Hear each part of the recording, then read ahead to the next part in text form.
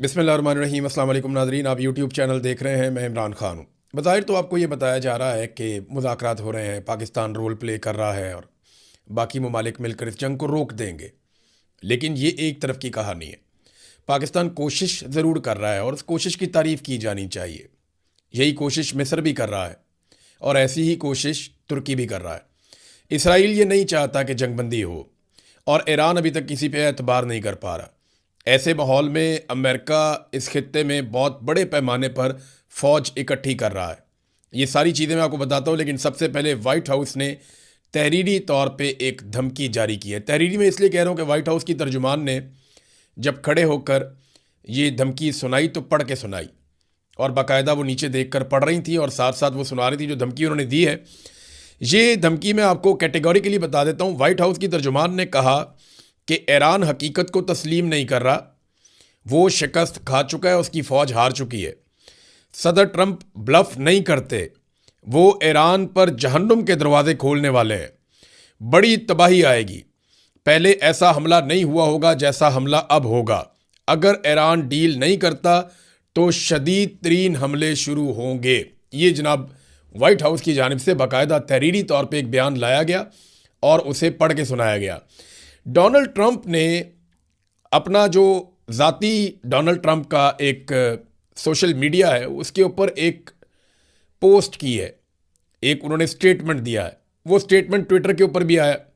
अब इस स्टेटमेंट को पूरी दुनिया बड़े गौर से पढ़ रही है और सबको आइडिया हो गया है कि ट्रंप एक्चुअली करने क्या वाला है और मुज़ाकरात की असल कहानी क्या थी। पहले आप वो स्टेटमेंट देख लें, क्योंकि ये स्टेटमेंट तय करेगा कि आने वाले हफ्तों में पूरे खित्ते में क्या होने वाला है।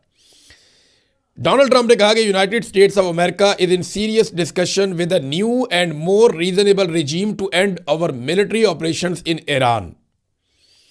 कि अमेरिका इस वक्त ईरान में एक नए और रीजनेबल यानी पहले से बेहतर एक रिजीम के साथ बड़े सीरियस मुज़ाकरात कर रहा है, जबकि ईरान ने कैटेगोरिकली कहा कि हमारे अमेरिका के साथ कोई मुज़ाकरात नहीं हो रहे। तो इसको आप क्लियर कर दें कि ये डोनाल्ड ट्रंप ने एक दावा किया शुरू में। Great progress has been made but if for any reason, यानी हम आगे बढ़ रहे हैं लेकिन अगर कोई वजह बन जाती है, a deal is not shortly reached, अगर फौरी तौर पे कोई डील नहीं होती, which it probably will be, and if Hormuz straight is not immediately open for businesses, और अगर फौरी तौर पे कोई डील नहीं होती और आबनाए हुर्मुज़ को फौरी तौर पे कारोबार के लिए नहीं खोला जाता, we will conclude our lovely stay in Iran by blowing up and completely obliterating all of the electric generating plants, oil wells and Kharg Island and possibly all desalination plants। अब इसको ज़रा आप गौर कर लें कि वो करने क्या जा रहा है। डोनाल्ड ट्रंप ने कहा कि अगर अभी डील नहीं होती और आबनाए हुर्मुज़ को फौरी तौर पे नहीं खोला जाता तो हम करेंगे क्या?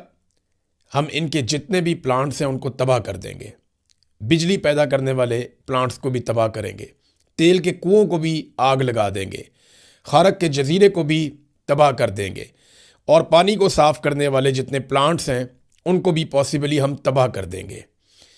और अभी तक हमने इनको टच नहीं किया, ट्रंप ने यह भी कहा। और उसने कहा यह बदला होगा उन बहुत सारे फ़ौजियों और दीगर लोगों के कत्ल का जिन्हें ईरान के 47 साला दहशत गर्दी फैलाने वाले रजीम ने कत्ल किया था। अब ये डोनाल्ड ट्रंप की एक वाज़ेह धमकी है। डोनाल्ड ट्रंप क्या मांग रहा है? डील, ईरान हमारे साथ डील करे, फौरी तौर पे आबनाए हुर्मुज़ को खोले। ये डोनाल्ड ट्रंप ने कैटेगोरिकली मांगा। वाइट हाउस क्या कह रहा है कि ईरान डील करे, शिकस्त तस्लीम करे। ईरान कह रहा है हम जंग हारे ही नहीं। अमरीकी जर्नल्स कह रहे हैं कि ईरान जंग नहीं हारा। दुनिया ये मान रही है कि ईरान ने बेहतरीन जंग लड़ी है और ईरान जंग नहीं हारा, वो बदस्तूर हमले कर रहा है। अभी उन्होंने 36 घंटे 48 घंटे पहले सऊदी अरब के अंदर अमेरिका के बड़े बड़े तैयारे तबाह कर दिए। रोज़ाना की बुनियाद पे वो अमेरिका को कोई ना कोई नया एक सरप्राइज़ दे देते हैं, लेकिन उसके बावजूद अमेरिका लगातार कह रहा है कि शिकस्त तस्लीम करो, हार मान लो और हमारे साथ डील कर लो और हमारे मुतालबात तस्लीम करो। देखिए, जंग में जो मुतालबात आप नहीं मनवा पा रहे वो आप टेबल के ऊपर तो मनवा ही नहीं पाएंगे, ये तो सवाल ही पैदा नहीं होता। ये कॉमन सेंस इस बात को नहीं मानती। एक तरफ डोनाल्ड ट्रंप ये दावे कर रहा है कि जी मुज़ाकरात हो रहे हैं, पाकिस्तान बातचीत कर रहा है। देखिए, पाकिस्तान जो बातचीत कर रहा है वो कोई अमेरिका की मोहब्बत में नहीं कर रहा। लाजमी बात है, पाकिस्तान के जो हुक्मरान हैं उन्होंने एक जूते पॉलिश करने की पॉलिसी अपनाई हुई है और वो डोनाल्ड ट्रंप को हमेशा खुश रखना चाहते हैं। मिसाल के तौर पे डोनाल्ड ट्रंप ने बड़ी घटिया और गलीज ज़ुबान इस्तेमाल की खादमैन हरमैन शरीफैन मोहम्मद बिन सलमान के बारे में, तो शहबाज शरीफ ने डोनाल्ड ट्रंप के बारे में एक लफ्ज़ नहीं बोला, आसिम मुनीर ने भी नहीं बोला, किसी ने नहीं बोला, कोई भी खादमैन हरमैन शरीफैन के साथ खड़ा नहीं हुआ। इसी किस्म का कोई एक जुमला अगर ईरान का कोई लीडर बोल देता तो आप देखते कि ये बाजू टोंके आ जाते सारे के सारे मैदान में। तो डोनाल्ड ट्रंप को ये खुश ज़रूर रखते हैं, लेकिन इस जंग को ख़त्म करना पाकिस्तान की ज़रूरत है और ख़ित्ते के बाकी ममालिक की ज़रूरत है। वो सब जानते हैं कि अमेरिका का कुछ नहीं बिगड़ेगा, हमारा बेड़ा गर्क हो जाएगा यहाँ पे इस खित्ते के अंदर। लिहाजा सारे इस जंग से बचने के लिए अपने अपने तौर पे कोशिश कर रहे हैं, लेकिन अमेरिका इन मुज़ाकरात की आड़ में खामोशी के साथ मशरिक़ वस्ता में या खलीजी ममालिक में अपनी अस्करी ताकत को बढ़ा रहा है। न्यूयॉर्क टाइम की रिपोर्ट है, ये मैं आपके सामने रख रहा हूँ।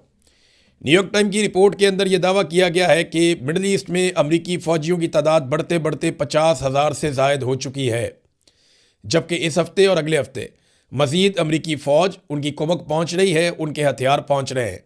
एक और ख़बर यह है कि जो इंटरसेप्टर्स, वो मिज़ाइल्स जो आने वाले मिज़ाइलों को रोकते हैं, उनकी तादाद को 3 गुना बढ़ा दिया गया है, उनकी प्रोडक्शन को बहुत तेज़ कर दिया गया है ताकि ईरान की जानिब से मुस्तकबिल में होने वाले हमलों को रोका जा सके। अब अगर अमेरिका तबाह कर देगा ईरान के अंदर पावर प्लांट्स को, अमेरिका अगर तबाह कर देगा ईरान के अंदर वाटर सैलिनेशन प्लांट्स को, और अगर वो वहाँ पे तेल के कुओं को आग लगा देगा, खारक पे कब्ज़ा करके उसको आग लगा देगा या तबाह कर देगा, तो इसके नतीजे में ईरान भी ऐसे ही करेगा। ईरान कह चुका है कि वो ये सारा कुछ उन ममालिक के साथ कर देगा जो अमेरिका को अड्डे फराम करेंगे या मदद फराम करेंगे, ये सारा कुछ ईरान के साथ करने के दौरान। यानी अमेरिका जिन जिन मुल्कों पे बैठ के ईरान के साथ जुल्म करेगा, ईरान वापस उन मुल्कों के साथ वही करेगा। ये ईरान ने कैटेगोरिकली कहा हुआ है। तो क्या अरब ममालिक इसके लिए तैयार है? लेकिन अरब ममालिक में 50,000 से ज़ायद अमरीकी फ़ौजी पहुँच चुके हैं और इस बात का दावा किया जा रहा है कि एक बड़ा ज़मीनी हमला आने वाले दिनों में अमेरिका कर सकता है। और ये न्यूयॉर्क टाइम की रिपोर्ट भी है, वाशिंगटन पोस्ट की रिपोर्ट भी है, और तमाम रिपोर्टें ये कह रही हैं कि ज़मीनी हमला अमेरिका करने का प्लान कर रहा है और इसीलिए बड़ी तादाद में वो फ़ौजी इकट्ठे कर रहा है। तो क्या ये मुमकिन होगा अमेरिका के लिए कि ईरान में चले जाएं अपनी फ़ौज को लेकर और वहाँ से फिर निकल भी आएँ अपने टाइम पे?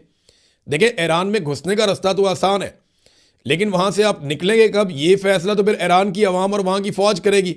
अभी तक की इतला के मुताबिक 10 लाख से ज़ायद ईरानी शहरी रज़ाकाराना तौर पे अपने आप को फ़ौजी खिदमात के लिए पेश कर चुके हैं और उनकी तरबियत भी जारी है। तो ईरान में तो एक इतनी बड़ी फ़ौज बन जाएगी, यानी आप अंदाज़ा करें ना वो कितना बड़ा मुल्क है। ईरान 9 करोड़ से ज़ायद लोगों का मुल्क है, वहाँ पे इतनी बड़ी फ़ौज बन जाएगी कि अमेरिकन उसका मुकाबला करते करते थक जाएंगे।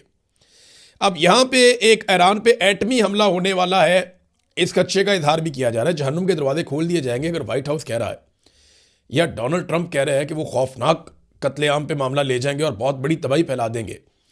तो उसी वक्त अक़वाम मुत्तहिदा में एक अक़वाम मुत्तहिदा के अहम सफ़ीर है मोहम्मद सफ़ा, उन्होंने रिज़ाइन कर दिया।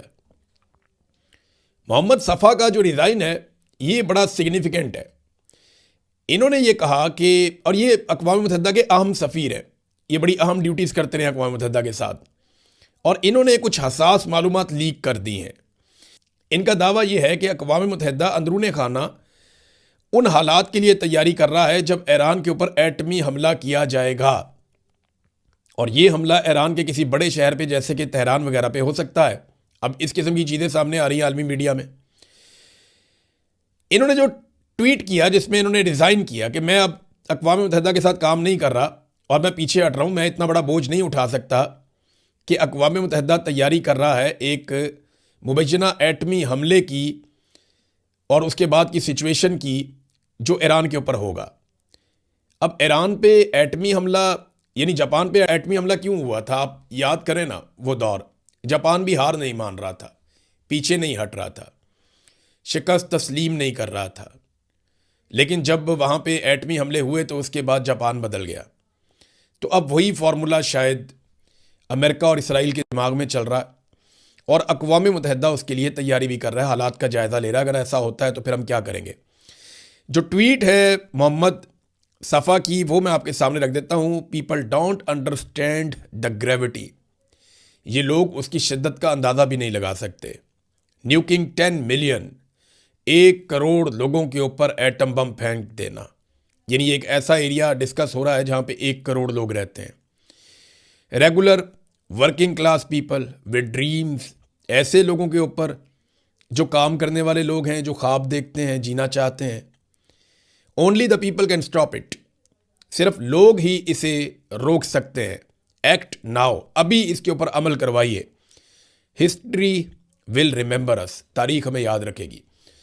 अब ये एक बहुत बड़ा दावा है और आलमी मीडिया में हर तरफ ये खबर फैली हुई है कि क्या वाकई एक प्लान किया गया है कि ईरान पे एटमी धमाका किया जाए, और अक़वाम मुत्तहिदा को उसके बारे में आगाह किया गया है, और अक़वाम मुत्तहिदा उसके बारे में डीप डिस्कशन अंदरूनी खाना कर रहा है कि अगर ईरान पे एटमी हमला होता है तो दुनिया को कैसे कंट्रोल करना है और मामलात को आगे कैसे बढ़ाना है, फौरी तौर पे कौन कौन से इक़दाम करने होंगे। और इन्हीं चीज़ों के लीक होने पर मोहम्मद सफ़ा ने अपने आप को अलग किया अक़वाम मुत्तहिदा की सफारत से। नाज़रीन, इस किस्म की खबरों से ना आलमी मंडी में बेचैनी बढ़ जाती है, तेल की कीमत ऊपर जाती है। अभी इस वक्त आलमी मंडी में जो तेल की कीमत है वो $115 फ़ी बैरल।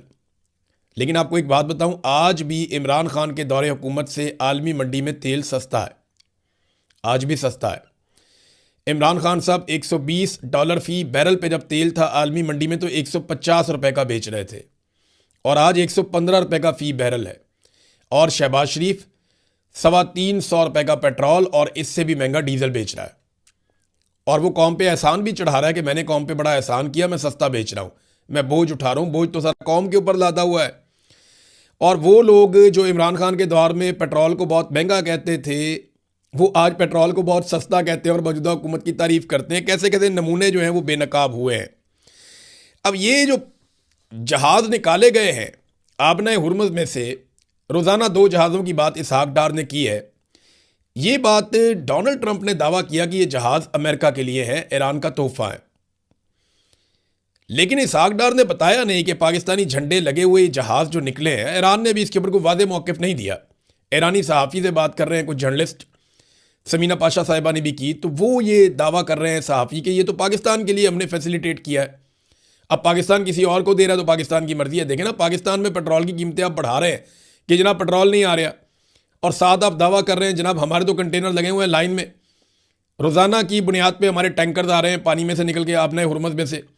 तो वो आप किसके लिए दुनिया का भला करने जा रहे हैं? पाकिस्तानियों का भला तो पहले कर दीजिए। डिप्टी वज़ीर आज़म इसहाक डार साहब, पहले आप ये बताइए कि ये पेट्रोल है किसका, और ईरान ने ये किसके लिए दिया है? क्या ईरान ने ये पाकिस्तान के लिए दिया है, या ईरान ने किसी और मुल्क के लिए दिया है, या पाकिस्तान की सिफारिश पे दिया है? तो जो ईरानी जर्नलिस्ट हैं वो ये कह रहे हैं कि अमेरिका को शर्म आनी चाहिए, उन्हें माफ़ी मांगनी चाहिए, ये हमने पाकिस्तान को फैसिलिटेट किया है। लेकिन पाकिस्तान को अगर फैसिलिटेट किया है तो पाकिस्तान की आवाम को फ़ायदा होना चाहिए ना। पाकिस्तान की आवाम की तो कमर तोड़ी हुई है इस वक्त मौजूदा सरकार ने। अच्छा, ट्रंप ने एक बात साफ कह दी है। देखिए, ट्रंप का ये बड़ी खूबी है ट्रंप की, वो साफ बात कर देता है। उसने कहा जी कि वो ईरानी तेल पर कब्जा करना चाहता है। मैं चले बीबीसी की खबर आपको बताता हूं कि एक्चुअली डोनाल्ड ट्रंप ने कहा क्या। ये आप सुनेंगे तो आपको आइडिया हो जाएगा कि असल प्लान था क्या। डोनाल्ड ट्रंप ने कहा कि सच ये है कि मेरा पसंदीदा ऑप्शन ये है कि ईरान का तेल ले लिया जाए, उस पर कब्जा कर लिया जाए। लेकिन अमेरिका में कुछ बेवकूफ़ लोग कहते हैं कि आप ऐसा क्यों करेंगे। वो बेवकूफ़ लोग हैं। ट्रंप ने कहा कि इस इकदाम का मतलब खारक जजीरे पर कंट्रोल हासिल करना भी हो सकता है, वहाँ पे कंट्रोल भी कर सकते हैं। तो आप डोनाल्ड ट्रंप की ख्वाहिश चेक करें ना कि खारक जजीरे पे कब्जा कर लो, उसको तबाह कर दो, ईरानी तेल के ऊपर कब्जा कर लो। लेकिन जब इराक के ऊपर अमेरिका ने कब्जा किया था तब कहा गया था कि कीमियाई हथियार है, उस बहाने आए लड़ाई की, तेल पे कब्जा कर लिया। पिछले 25 साल से वहाँ का तेल बेच रहे हैं। फिर इसी तरह लीबिया में किया गया, इल्ज़ामात कुछ और थे, अटैक किया गया, कर्नल कद्दाफी को बाहर किया गया और कब्जा कर लिया गया। अब बड़ी बड़ी रिफाइनरीज उनके कंट्रोल में, अमेरिकन कंपनियों के। यही कुछ जो है वो वेनेज़ुएला में किया गया। एक दौर में इराक को कहा गया कुवैत के ऊपर अटैक कर दो, इराक ने कुवैत पे अटैक किया, साथ ही इन्होंने इराक को मारा और कुवैत के ऊपर भी अपना कंट्रोल ले लिया, उसके तेल के ऊपर भी। जो अरब ममालिक हैं उनका जो तेल निकलता है उसके ऊपर भी अमेरिका का कंट्रोल रहता है। अब वेनेजुएला में इल्ज़ामात क्या थे कि जनाब ये स्मगलिंग करते हैं, इनके ऊपर स्मगलिंग के पर्चे मुकदमा थे, इनको नहीं छोड़ना, उनका सदर उठा के ले गए और बाद में तेल पे कब्जा कर लिया। डोनाल्ड ट्रंप ने अपने मुंह से कहा जी तेल चाहिए था। और यहां पे अब ईरान की लड़ाई में भी डोनाल्ड ट्रंप के मुंह से निकल गया जनाब तेल चाहिए। ये जो खारक जजीरे वाला मामला ना, ये नया नहीं है। ये खारक जजीरे वाला मामला बहुत पुराना है। 1980 से 1988 के दरमियान ईरान इराक वॉर चल रही थी। उस दौर में बतौर एक कारोबारी शख्सियत डोनाल्ड ट्रंप ने इंटरव्यू दिया था। ये आज से 40 साल पुरानी बात है। और तब भी डोनाल्ड ट्रंप ने कहा था गार्डियन अखबार को इंटरव्यू देते हुए कि अगर ईरान ने अमरीकी ठिकानों पर हमला किया तो जजीरा खारक पर कब्जा कर लिया जाएगा।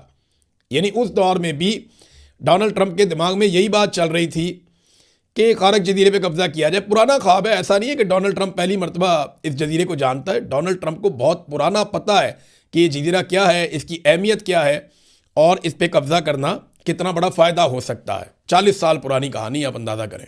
नाज़रीन, दूसरी जानिब ईरान भी लगातार हमले कर रहा है और ईरान अपने हथियार भी जमा कर रहा है, अपनी तवानाइयाँ भी इकट्ठी कर रहा है कि अगर बड़ा हमला किया जाए तो ईरान भी बड़ा जवाब देगा। गुज़िश्ता रोज़ इसराइल और अमेरिका ने ईरान में बमबारी की, उनके जो पावर स्टेशन हैं उन पे अटैक किया तो तेहरान का एक बड़ा हिस्सा अंधेरे में डूब गया। अब उसके जवाब में तेहरान ने पहले तो रिकवर किया अपनी बिजली को। मैंने आपको बताया था कि ईरान का बिजली का निज़ाम जो है सेंट्रलाइज नहीं है। आप पूरे ईरान की बिजली बंद नहीं कर सकते, वो अपनी बिजली बहाल कर लेंगे। और उन्होंने अपनी बिजली बहाल कर ली चंद घंटों के बाद। और उसके जवाब में ईरान ने हीफा ऑयल रिफाइनरी जो इसराइल में है उसको तबाह कर दिया। उस पर बहुत बमबारी की है, पूरी तबाह तो नहीं हुई लेकिन उसका एक पोर्शन जो है वहाँ पे आग लगी हुई है अभी तक। और हीफा पे उन्होंने वापस अटैक कर दिया। कुवैत के अंदर उन्होंने अटैक किया। कुवैत में एक डीसैलिनेशन प्लांट है, उसको जुज़वी तौर पे तबाह किया। एक भारतीय शख्स भी वहाँ पे जाँ बहक हो गया। तो कुवैत के अंदर ये डैमेज हुआ है, उसके लिए एक नई मुसीबत बन गई है क्योंकि कुवैत अपने पानी का लगभग 90% डीसैलिनेशन से हासिल करता है। वहाँ पे वो ऐसा नहीं है कि पानी के चश्मे बह रहे हैं या ज़ेरे ज़मीन कोई मीठा पानी मिल जाता है, ऐसे नहीं है। उन्हें पानी को करामत बनाना पड़ता है, समंदर के पानी को। तो वो प्लांट अगर तबाह हो जाते हैं मुकम्मल तौर पे तो फिर वहाँ पीने के लिए पानी भी नहीं होगा। ये बड़ी अजीबोगरीब सिचुएशन है। उधर हिजबुल्लाह ने दावा किया है कि उन्होंने अब तक, जब से लबनान के ऊपर इसराइल ने अटैक किया हुआ है रमज़ान के दिनों में, तब से अब तक उन्होंने 114 इसराइली टैंक तबाह कर दिए हैं। वहाँ पे पहली मरतबा हिजबुल्लाह इसराइल को इतना बड़ा चैलेंज दे रहा है और वजह यही है कि ईरान ने सबका चाका खोल दिया है। ईरान को जो सबसे बड़ा एक मुतालबा किया जाता है ना रीजन के ममालिक की जानिब से कि वो अपने आप को महदूद करे और उन तहरीकों को सपोर्ट ना करे जो लोग अपनी आज़ादी के लिए, अपने हकूक़ के लिए लड़ रहे हैं। ईरान समझता है कि ये अपने हकूक़ और आज़ादी के लिए लड़ रहे हैं। ये हिजबुल्लाह है, हमास है, हौती है। लेकिन दूसरी तरफ जो ममालिक हैं या इसराइल है वो ये समझते हैं कि ये दहशतगर्द हैं, लिहाजा इनको ईरान सपोर्ट ना करे। अब ये एक बहुत बड़ी नज़रियाती लड़ाई है जो लगातार बड़े लंबे अरसे से चल रही है। नाज़रीन, पाकिस्तान में सोशल मीडिया ने उन नाम नहाद दानिशवरों और तहकीकाती सहाफ़ियों की तबाही फेर दी है जो इमरान खान के बुग़्ज़ में अंधे हुए पड़े थे।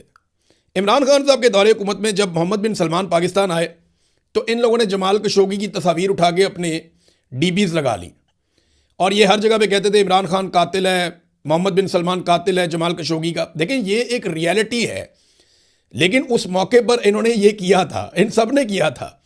तब इनको किसी को याद नहीं आया कि ये पाकिस्तान है या पाकिस्तान का मफाद है। और जब एक साल में 2 मरतबा OIC का इजलास पाकिस्तान में हुआ, ये कीड़े निकाल रहे थे। जब 48 ममालिक के वज़ीर ख़ारजा, चीनी वज़ीर ख़ारजा समेत पाकिस्तान आए तो उसको ये कहते थे कुछ भी नहीं है, ये क्या है, इससे क्या फ़र्क पड़ता है। जब ट्रंप ने इमरान खान को खुद ख़त लिख कर मदद मांगी कि जनाब हमारी मदद करें, अफ़गानिस्तान में आप हमारी मदद कर सकते हैं, तो तब इन्होंने कहा जी कि ये क्या है, अपने घर में खाना नहीं है। आज बहुत खाना है पाकिस्तान में, दूध और शहद की नहरें बह रही हैं। इमरान खान को ताने देते थे ये लोग। अंदाज़ा करें आप, ट्रंप का लेटर लिखा। आज ट्रंप सिर्फ एक ट्वीट को रीट्वीट कर देना तो ये बगले में जाते हैं, छलांगे मारते हैं, खुशियाँ मनाते हैं, घुंघरू तोड़ देते हैं नाच नाच के। लेकिन जब इमरान खान के दौर में डोनाल्ड ट्रंप खुद खत लिखता था तो तब ये कहते थे जी हम क्या कर सकते हैं, हमें नहीं। आज पाकिस्तान सालिसी कर रहा है तो ये हलाल है। इमरान खान साहब के दौर में जब सालिसी कर रहा था तो हराम थी। तब ये कहते थे अब पढ़ाई शादी में अब्दुल्ला दीवाना, कौम बेच दी, ये कर दिया, वो कर दिया। देखें, ये बेशर्मी का एक कंबल है जो इन लोगों को नहीं छोड़ रहा। ये लोग इमरान खान के मुकाबले में सहाफ़त की एक उन्होंने लिबादा ओढ़ा हुआ है और सियासी मकासद के लिए सरगर्म है और यही इनका मेयार है। और आज पाकिस्तानी इनको इनका मेयार और इनकी असलियत सोशल मीडिया पे दिखा रहे हैं। देखिए, मैं फिर भी जाते जाते एक बात कहूँगा, पाकिस्तान अगर कोई अच्छा रोल प्ले कर पाए और इस जंग को रोक पाए जिसके इम्कानात कम है, तो ये एक बड़ी कामयाबी होगी और जो इसको करेगा उसको क्रेडिट भी मिलना चाहिए। लेकिन इमरान खान के दौर में जिन लोगों ने रज के बकवास की थी ना, वो आज जब ज़मीन आसमान के कलाबे मिलाते हैं ना, तो उनकी मुनाफकत पे जो है वो अजीब सी कैफियत होती है। पता नहीं, समझ नहीं आती इनको बंदा कहे क्या। अब तक के लिए इतने, अपना ख्याल रखिएगा, अपने चैनल का भी। अल्लाह हाफ़िज़।